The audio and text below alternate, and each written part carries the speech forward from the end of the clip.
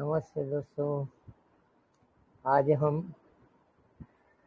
Astrology के एक नए विषय के साथ आएंगे जो एकदम नया और कहीं किताबों में नहीं मिलेगा। ये योग जो है वो मैं जो आपको बताने जा रहा हूँ।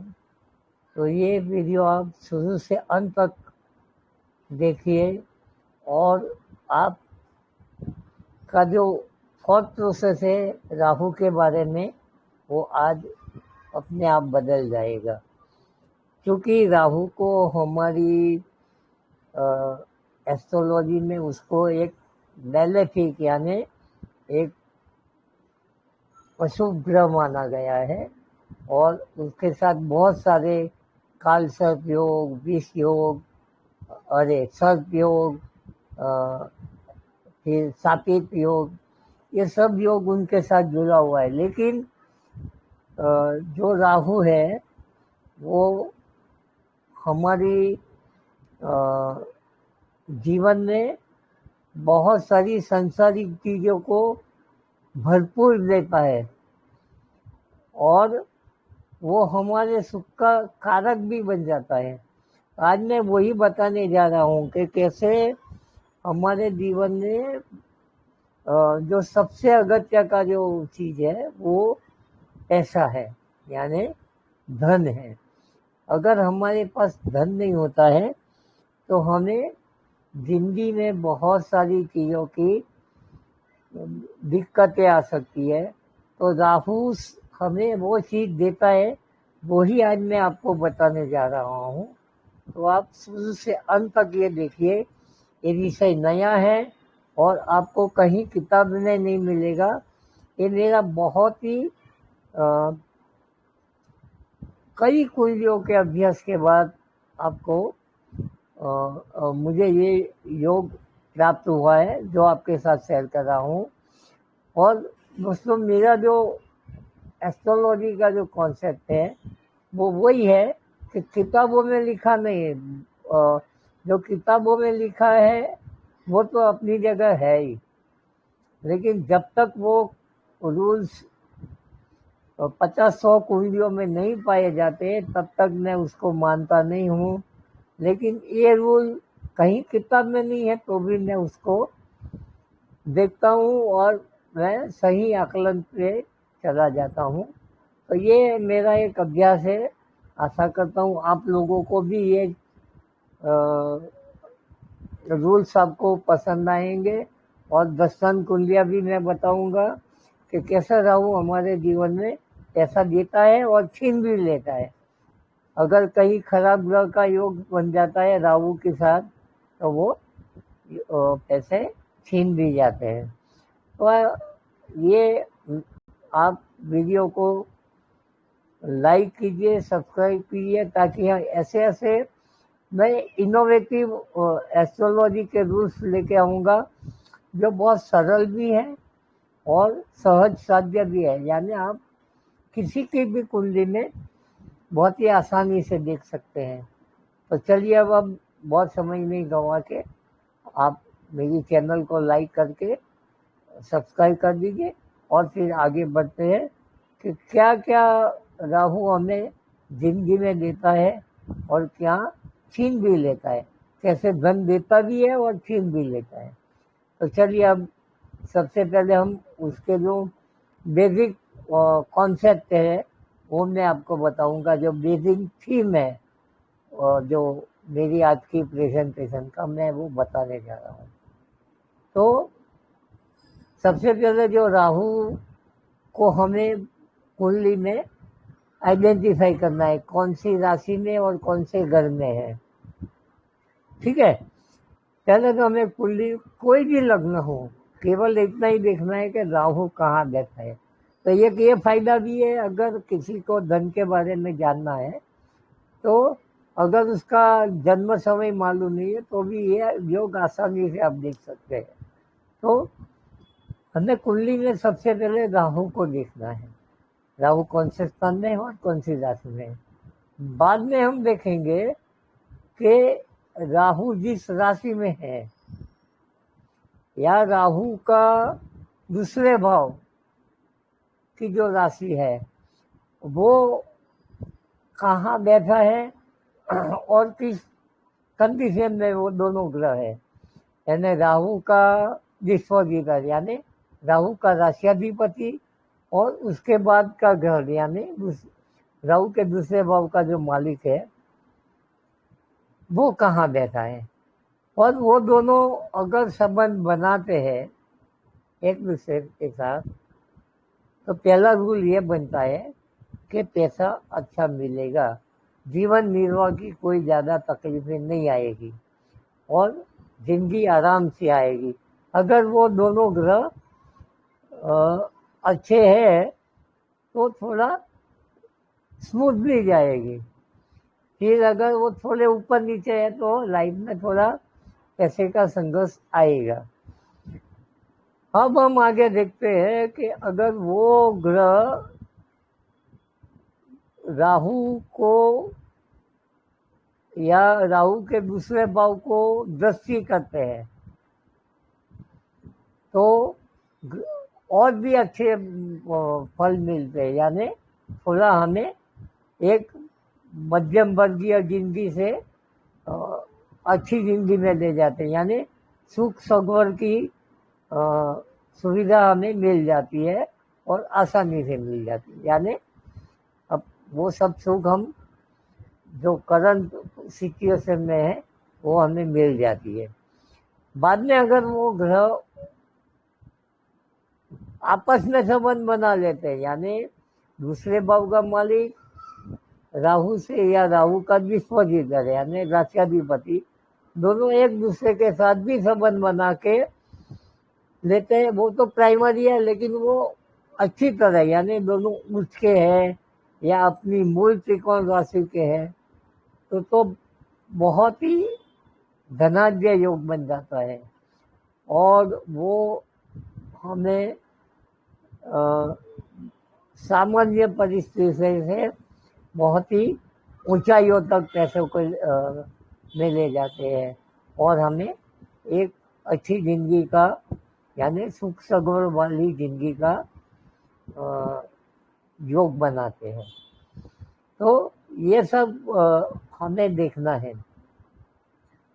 और तीसरा एक योग ये बनता है कि अगर ये सब योग नहीं है या नीच के ग्रह के साथ अगर संबंध बन जाते हैं जो मैंने आगे बोले, या बहुत ही यानी शत्रु ग्रह में अगर ये दोनों प्लेनेट आ जाते हैं तो भी धन योग कम हो जाते हैं या धन के लिए हमें लाले पड़ जाते हैं। तो ये सब योग ये राहु देता है और ये आप किसी की भी कुंडली में प्रैक्टिकली देख पाएंगे।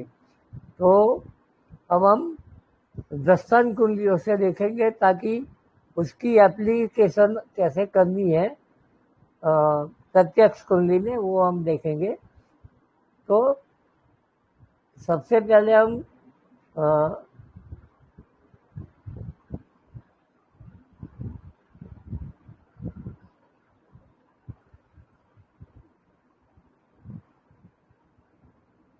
ये जो कुंडली है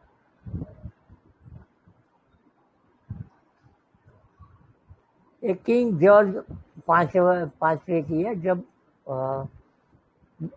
19वीं सदी में इंग्लैंड के जो राजा थे उनकी जो कुंडली है, तो ये जो उनकी कुंडली है वो तुला लग्न की है और उनका जो राहु है वो 5वें स्थान में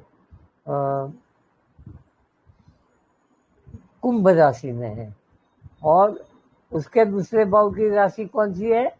गुरु है, यानी मीन राशि है, गुरु उसका मालिक है। अब आप देखिए कि राहु का डिस्पोजर क्या हुआ? शनि हुआ। तो शनि लग्न में उच्च का पड़ा है, ठीक है, त्रिकोण में उससे पड़ा है, बहुत ही अच्छी पोजीशन में वो पड़ा है। अभी मित्र घर में योगवाही होके शुक्र के साथ पड़ा है जो अपनी मिल, तो यहाँ पर दोनों उच्च के ग्रह है वो राहु के साथ, राहु के डिस्पोजिटर हो गए, तो ये सुपर डुपर रीच योग बनाता है। और उसके दूसरे भाव यानी राहु से दूसरे भाव का मालिक गुरु भी यहाँ पर उच्च का है 10वें भाव में।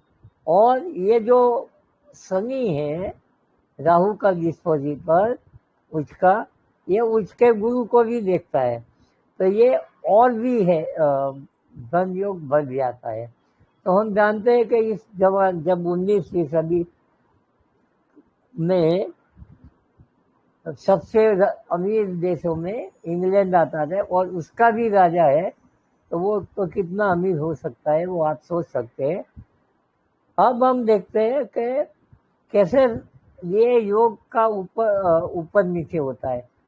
अब आप देखिए कि ये जो गुरु है वक्री है, तो हम सब जानते हैं कि धीरे धीरे धीरे धीरे प्रथम विश्व युद्ध, बाद में दूसरा विश्व युद्ध हुआ, उसमें इंग्लैंड की परिस्थिति बहुत ही कमजोर हो गई थी और उनकी संपत्ति में बहुत ही ढलाव आ गया था, यानी बहुत ही कम हो गई थी, क्योंकि उनका जो रूल्स था वो खत्म हो गया। तो अपने पैरों में पहले तो विदेशों से बहुत धन आता था, तो अब बाद में वो बंद हो गया।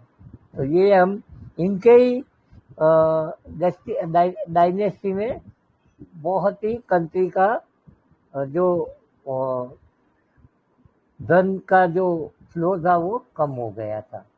तो इस तरह से हम देख सकते हैं कि एक प्लेनेट का ऊपर नीचे हो जाने से कैसे अच्छा, दूसरा एक मैं आपको बताता हूँ, दो चीज यहाँ पर मैं आपको बताता हूँ कि यहाँ पर जुपिटर को बहुत ही रिच कुंडलियों में गुरु का राहु से दूसरे भाव में दस्ती हो जाना बहुत ही सुखदायक है, और जनरली रिच कुंडलियों में आपको पाएंगे ही, राहु से दूसरे भाव में पाएंगे। अच्छा, दूसरा यहाँ पर धन का कम हो जाना यह दूसरे भाव में, क्योंकि कुंभ राशि में तुला राशि बाधक है, तो यहाँ पर शनि बाधक स्थान में पड़ा है, मुझका है वो भी है तो भी बाधक है, तो वो बाधाएं भी वो उस दौरान इंग्लैंड में बहुत सारी उनको प्रॉब्लम्स आई थी, जो बहुत सारे लोगों ने उनके ऊपर पैसे वापस मांगने के मुकदमे भी हुए थे, और वो बहुत कंट्रोवर्शियल पीरियड था पैसा के लिए। तो ये सब चीजें हमें कुंडलियों से मालूम पड़ जाता है कि धन कैसे ऊपर नीचे रहेगा केवल राहु की जानने से, राहु और राहु के दूसरे भाव में। अब हम दूसरी कुंडली देखेंगे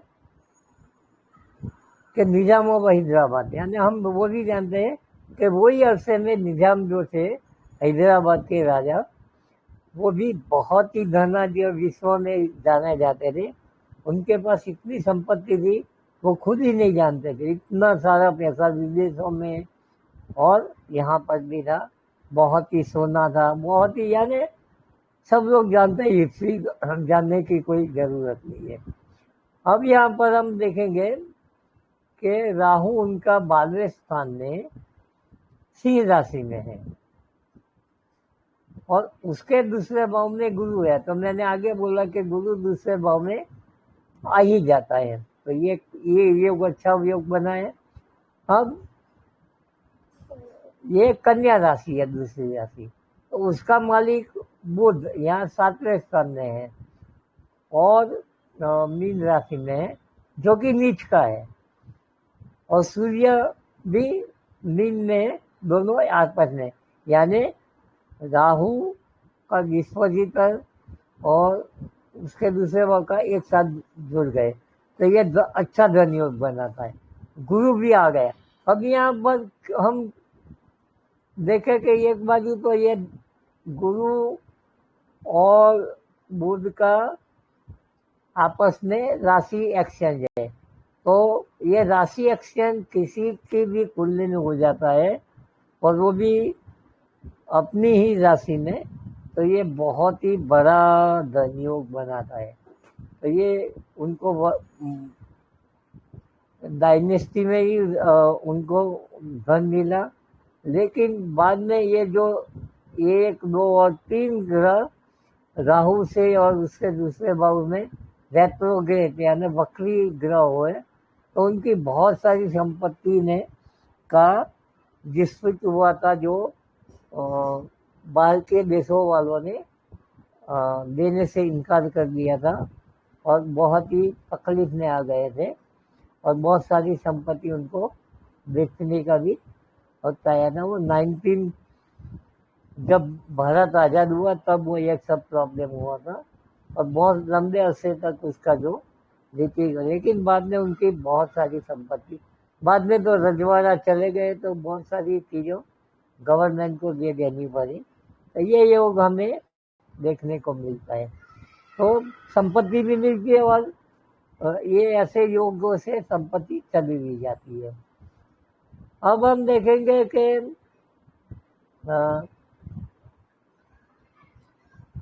अनिल अंबानी जी की कुंडली, और अनिल अंबानी जी की कुंडली हम देखेंगे तो उनका भी बहुत बढ़िया योग बने हैं और कुछ योग ऐसे हैं कि वो बढ़िया योग को डिस्ट्रॉय भी कर देते हैं। तो यहाँ पर हम देखेंगे कि मकर लग्न है, राहु 9वें भाव में है और वो कन्या राशि में है, उसके दूसरा भाव का मालिक शुक्र है।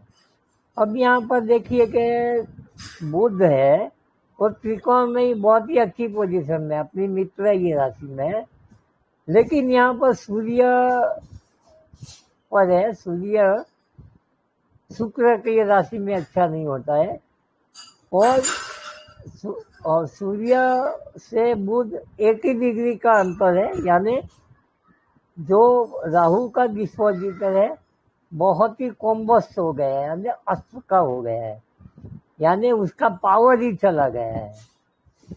लेकिन एक अच्छी चीज यहाँ पर ये है कि जो चंद्र है यहाँ उच्च का है, यानी बुध भी अच्छा है, चंद्र बहुत ही अच्छा है, इसलिए उनको वासे में संपत्ति मिली। अब दूसरा एक अच्छा योग क्या है कि यहाँ पर जो इससे दूसरा अच्छा यानी राहु से दूसरा भाव का जो मालिक है, लिब्रा का मालिक शुक्र है, वो यहाँ पर कर्क राशि में और कर्क का मालिक चंद्र और वो भी उच्च का हो गया और उन्होंने राशि परिवर्तन योग हुआ, यानी वो born with the rich spoon, यानी वो बहुत ही धनाढ्य कुटुंब में उनका यानी वारसे में संपत्ति मिली और वारसे में उनको एक धंधे भी मिले और वो बहुत ही अमीर घरानों में से एक आ गए।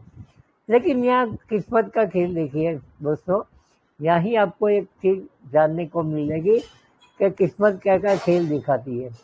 तो देखिए यहाँ पर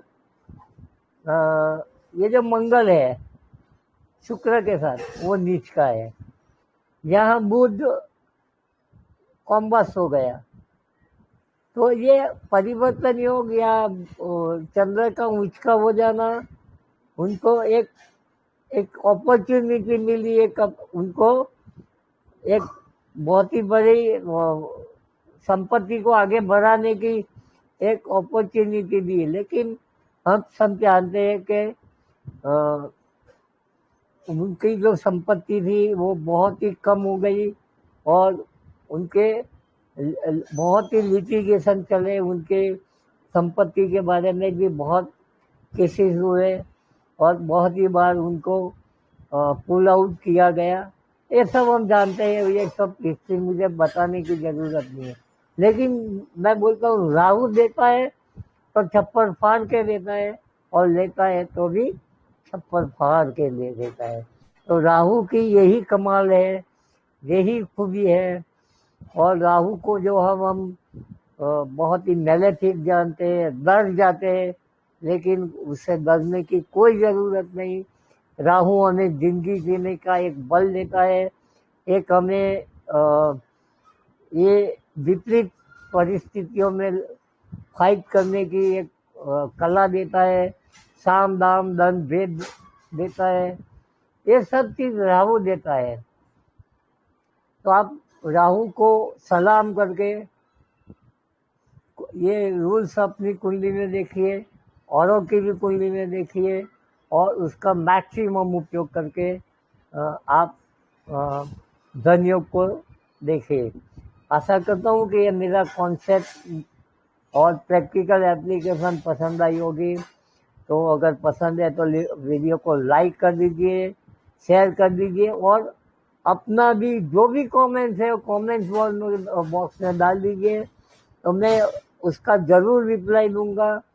और आपको ये कहीं पर भी अगर कोई डाउट है ये सुनने के बाद, वो भी मुझे बता दीजिए, मैं आपको क्लियर करने की कोशिश करूंगा। बहुत बहुत धन्यवाद, शुक्रिया।